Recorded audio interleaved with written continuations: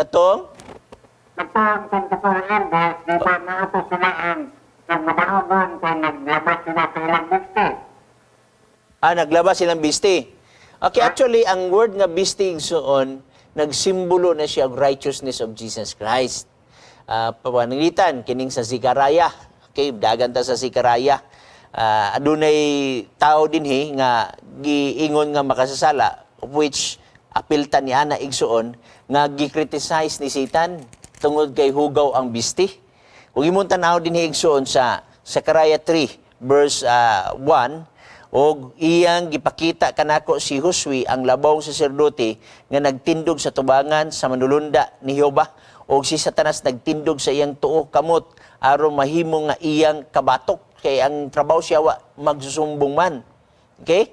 Unya pag-aabot sa 3, karon si Josue sinuloban sa mahugaw nga sapot og diha siya mitindog sa tubangan sa manulunda. Mahubal nga masapot, nagpasabot nga ang tanan taon nakasala o nakabsan sa himaya sa Dios nga nagsimbolo nining hugaw nga sabot. Unya pag-abot ni 4 og siya mitubag og misulti kanila nga nagtindog sa tubangan niya nga nagingon kuhaa kaniya ang mahugaw nga sapot og kaniya mitugon siya aniya karon gipakuha ko sa imong gipakuha ko ang imong kadautan. So ang sapot nga hugaw nagpasabot og mga kadautan sa tao. Gikan kanimo og pagasuluban ko ikaw sa hamili nga bisti. So sa ato pa nagsuot tag bisti sa atong pagalingon igsuon nga diin atong pagalingon mga pagkamatarong nga atong pagkamatarong di man gina makapasar sa Ginoo, ilisan niya ni og bisti sa pagkamatarong.